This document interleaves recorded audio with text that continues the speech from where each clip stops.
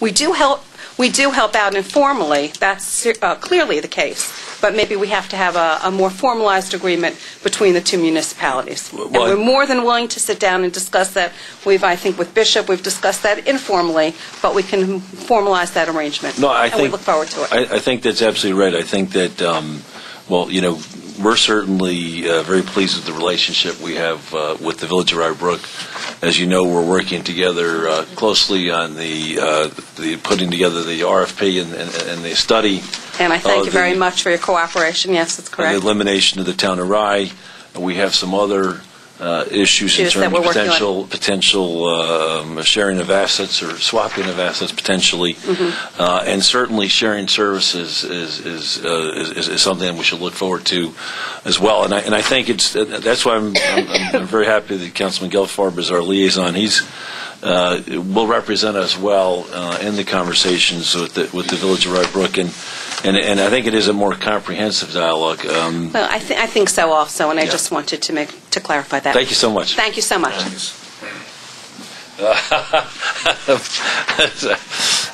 Please, Mayor Pilla, please.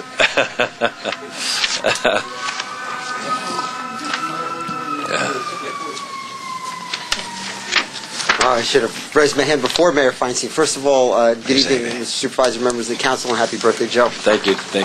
Dennis Pilla, 26 Lafayette Drive, also the mayor.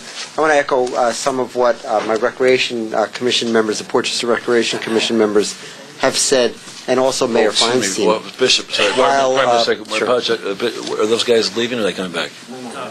Okay, good. Sorry. Well, Crawford's in Rye Brook. And as Mayor Feinstein said, the Rye Brook DPW and staff does probably more in terms of in-kind in the park than perhaps the Village of Portchester. I know there are services that the recreation staff and the teams themselves provide to kind of minimize the cost and the impact to the town of Rye. So I appreciate your proactiveness to get a representative to talk to our Recreation Commission and village staff as well. And actually, darn, you beat me to the shared services, Mayor Feinstein. But there may be an opportunity here, right, where the Portchester programs that are offered there, maybe there could be an opportunity for an expanded audience to participate. So to avoid a need for you guys to have a recreation program itself. And I agree with what Mayor Feinstein said in general about shared services, and we'll be working together on that. So, yeah, I just wanted to weigh in on that. Thank you very much, though. Thank you very much, Mayor Pill. And I again, the same. The whole effort here was to just try and regularize, normalize what we're doing across the different municipalities. And I think the other thing, as we saw in our previous meeting, where we had the Beach Commission, where the City of Rye and the Town of Rye are sharing the financial burden. In the previous meeting, I think each of our municipalities in this environment, and clearly very conscientious leaders in the Village of Portchester and Rye Brook, costs. We're all watching costs and much more aware of intermunicipal relations. And I think it's not just about sharing the costs, but also looking at how we can share services and reduce expenditures across our municipalities. So thank you so much. And I appreciate your sensitivity to the timing of our village budget cycles, which are different than yours. Yep. But thanks. Good. Thank you so much, Bill. Other comments from the public? Mr. Abel? Just want to let him win with it. I wanted to sweat. Thank you, Richard Abel, Twin Tower Drive in Portchester. I had a couple of questions. One, and I've brought it up before with this topic. This topic has been going on for quite a while. Yes. Has there ever been an actual number of the cost, let's say for Crawford Mansion, what it costs the town of Rye per hour to work there? Is there an actual dollar amount? Yeah, we have that here, and Bishop, just correct me if I'm wrong, okay? Good. All right. For the mansion, depending on what kind of a day you're looking at, hourly can range anywhere from $41 to $65 an hour to operate. Ultimately, the average daily cost is about $650 a day. That's just for the mansion. But obviously, when you're talking about operating the entire park, it's just about $1,200 a day. Okay. But keep in mind that those are just variable costs, Yeah. they're not fixed costs. Yeah. So Okay. any depreciation and the like is not included in that. The reason I'm asking is, if you're going to go rent at the schools, they're going to charge you so much an hour based on the custodian and so on and so forth. Why do you assume that, Mr. Abel? Well, because if you Sure. rent, thank you. Do you in fact assume that they base their rent on? No, they'll charge you for the custodians. It's so much an hour. Okay, and you know that's what they do. I mean, that's if you try to rent, you need the gym or whatever it is, and you're having an event, then they're going to charge you so much an hour. What I'm trying to say is that, and this may be the remedy for shared services. If the Village of Rybrook and the Village of Portchester are providing services for the town of Rye, there should be an hourly amount that they're giving to you. You in turn are giving them an hourly amount. So you have a way to judge fairly whether, you know, who's taking more advantage of Crawford Park or not. And it's just a way to try to balance it out. If, you know, obviously the rec department in Rybrook may use it more than the rec department in Portchester. I'm not sure if that's true or not, but it's the sort of thing, but you can't treat them equally then, because one is actually using it more and costing the town of Rye as a whole more. And on that point, just as a informational side, is Crawford Park's owned by the town of Rye. So therefore, Rye Neck is also a municipality within the town and should be mentioned. It's not just for Rybrook and Portchester, unless you can write it that way and exclude Rye Neck.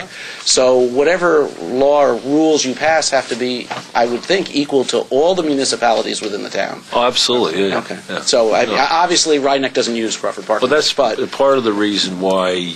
You know, let me give you an extreme example. Let's assume, you know, Portchester had the world's leading softball league, and they charged each participant $10,000, right?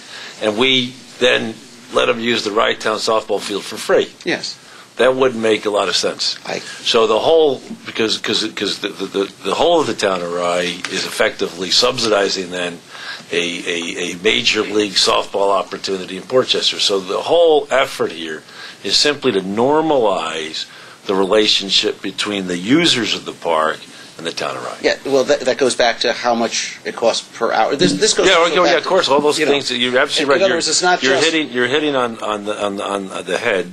The things that obviously need to be taken into consideration as our liaisons sit down with each of the villages. And this also goes with nonprofits, because it's not just the municipalities we're talking about. It's also nonprofits that use the park. Yes. And therefore, having a minimum, if it's $41 an hour, whatever it is, or you want to subsidize some of the nonprofits, it's $20 an hour, whatever it is, even nonprofits should pay, because I mean, it sounds cruel and unusual, but there's a cost to every taxpayer within the town of Rye. Well, that's and I'm not talking charging them, you know, thousands of dollars, but if they went to the schools, they would be charged a custodial fee because there's a cost associated with that. Well, as you know, the current policy is that the not-for-profits are afforded a free event, a single free event.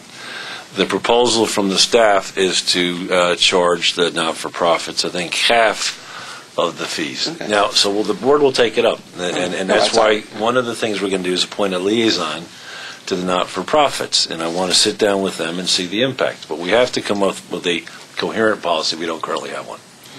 I think also you're not taking into consideration when you're talking about the school and renting the school, that's totally different than Crawford, because Crawford was left to us through a will for recreation purposes. So I think we need to define what is recreation and, you know, try to stick to letting the park mostly be used for recreation. And like there was nothing said about charging a fee for children to play in the park. So I think we really have to look at this in a different light. Sorry. The kids can play in the park without paying. They can run around the park. I don't want to leave the impression at home the kids are paying $10 to get into the park and run around. I didn't mean that, but the programs that the recreation departments are sponsoring for them is playing in the park. You know, Michelle, I'm with you most of the time. I think we're coming from the same thing. And in the conversation I had I had, multiple conversations I had regarding this, is that there is a strong possibility in reviewing this that we have either maxed out the use, and not we, the board, we, the town of Rye, meaning Portchester, Rybrook, Rye-Neck, everybody, may have actually maxed out the use of Crawford Park, okay? If not, maybe there is an overuse of Crawford Park.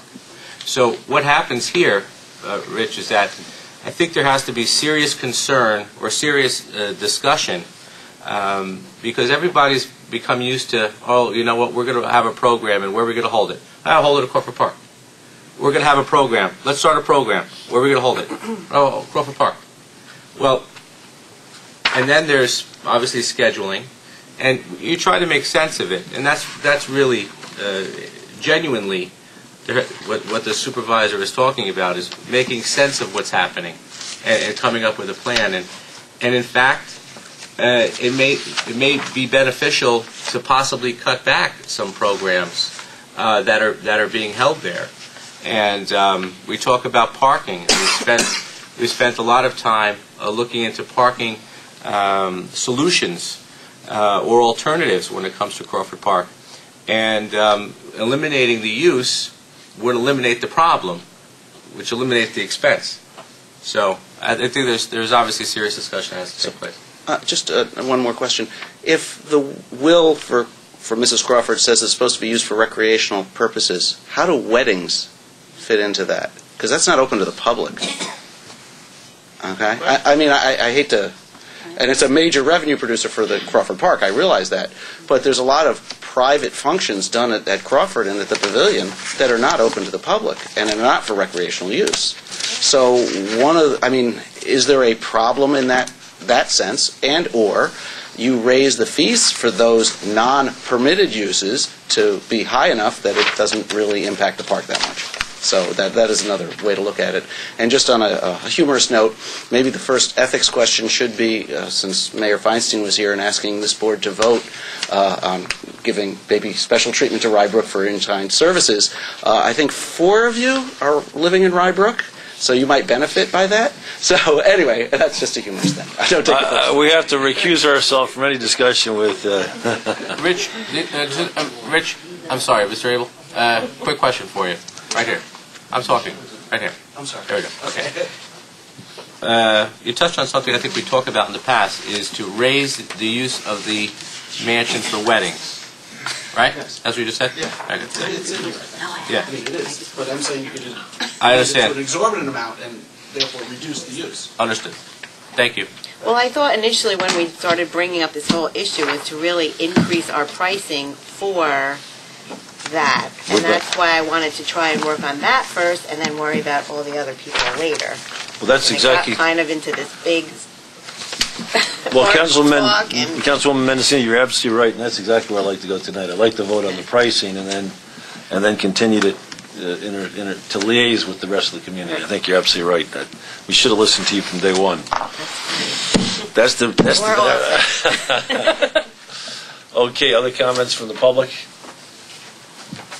All right, great. The board. Motion to close the public hearing. Can I get a motion to a second?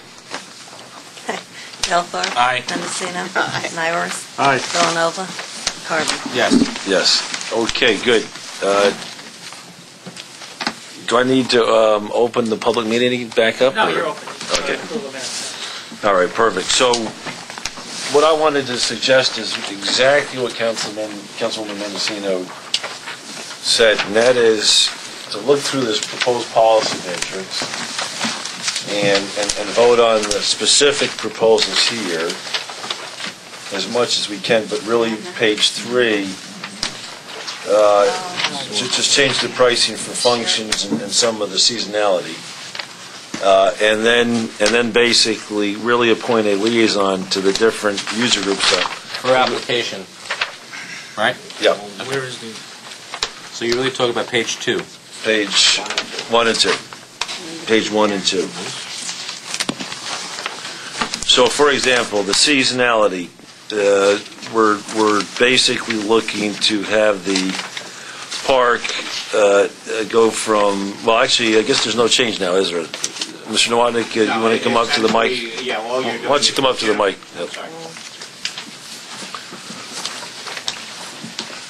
After talking with some of the user groups, Yep. we wanted to tighten it up to October. In essence, we're going to keep it open through November. But are we starting April 15th or April 1st? And we also moved it to April 1st. Okay, This so allows change. the soccer groups to All right. So there's no change in the current policy? no change there. All right. No, And- there is a change in the current policy. The current policy is that there is no policy. Right. All right, so we're Well, adopting. we're really talking about the fields. Oh, I'm sorry. Okay, below Okay. For the pavilion. Okay, right. Right. All right. Sorry.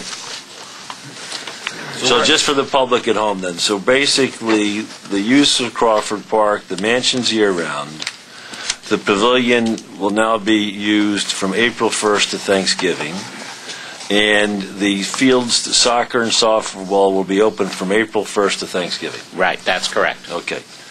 So I'm going to do this as a whole rather than have a vote on each of these. Right. Operating hours. Basically, the proposal is to, the only change really is that you have the mansion go, instead of 7:30 to 12, to keep it from 7:30 to 11. Right. What are people's thoughts on that? As somebody who's had his 40th and 50th birthday party, I would be against that. But I know it has an impact on the residents near the park. Saturday night, maybe, I could see it being later, just Saturday night. Okay, so with the exception of Saturday night, I think that's a fair. We can do Saturday and Friday and Saturday. Well, no, you're talking about the proposed policy daily from 7:30 a.m. to 11 p.m. Right. Well, so basically, the current policy is 7:30 a.m. to 12 p.m. for the Right. for the mansion. for the mansion, and we're going to reduce that to 11 The o'clock. proposal from the staff is to 11 o'clock. Okay. The Councilman Gelfarb is prepared to provide Saturday night as an exception, and Town Supervisor Carvin, being an Irishman, is prepared to provide an exception for both Friday and Saturday night. But I don't have a strong view on this one way or another. I do understand the impact on the people who live near the park.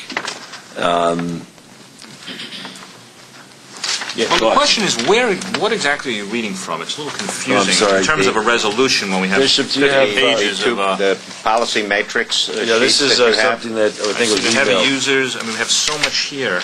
Well, Bishop, do you have? Do you want to make some copies? Why don't you make some Oh, copies? it's in your packet, David. Look at Oh, it this. is. All right, this one, all right, policy matrix, all right. that's, yeah, and it's the 2 pages. The third page is nonprofits, which you can set aside.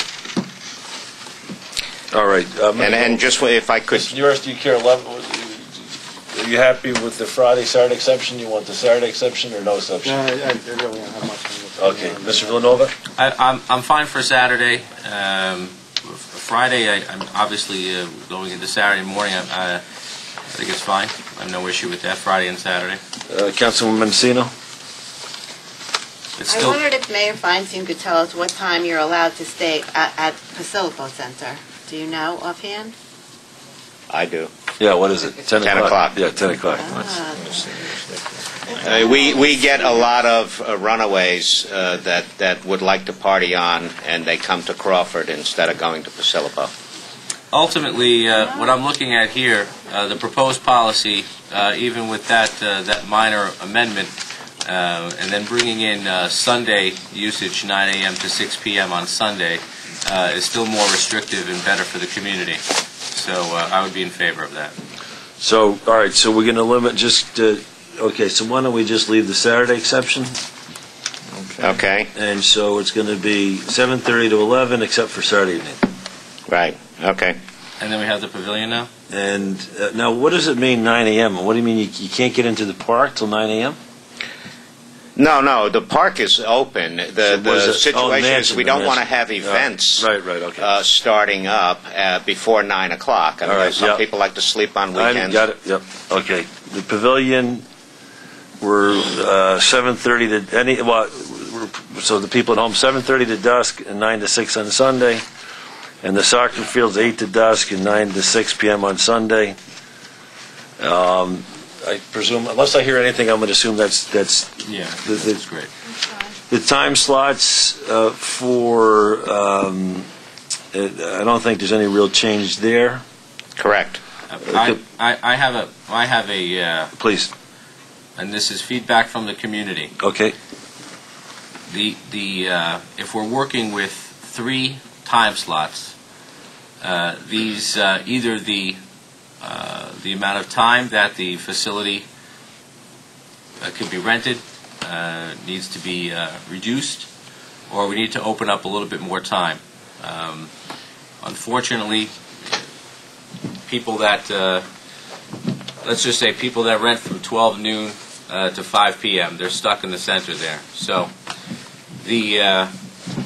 usually if there's an event or whatever it may be, people need to set up, and if people are taking the slot from 12 noon to 5 p.m., 5 p.m. they're figuring most people, okay, the event ends at 5 o'clock and now we need to clean up. So I'm thinking that this hour in between may be a little tight, and we may need to open that to 1.5 hours, not only for the people that rent, but also for our staff that have to manage. I don't disagree there, but I do want to point out, we try to make it clear to people they are renting a block of time. So we give them 5 hours. That 5 hours includes whatever setup time and whatever cleanup time that they're supposed to have. Regardless of how many times you say it, Bishop, I don't think it's good. It really. It doesn't register with a lot of people. I agree. I would take the variable away and reduce the time, reduce the amount of time it could be rented then. Because if that's what it is, it's the same amount of time anyway. Then we can do 4 hours, for example. Correct. Do people really rent at 7 a.m. in the morning? Well, Weight Watchers, the only reason that category is in there is that Weight Watchers, for example, will go in there at 7 in the morning and they're out by 11. Plus with the Saturday, that's when you're very likely to have an afternoon and an evening party. So I'm thinking that if you push the Saturday night parties a little later, people can start a little later, and then there's more time. If you move back to midnight, for example, you would have 2 hours between 5 and and then start the next group at 7. Make it an hour and a half instead of the hour, and throw the half hour between the morning and afternoon. Okay, good. So I think there's Council Deputy Supervisor Villanova's suggestion is a good one. Capacity, mansions 100 people, pavilions 160, and there's no change there. Right. Alcohol policy, we're asking, you want to explain the change here? There's no policy currently. We want to have an alcohol policy, which I understand is consistent with other communities.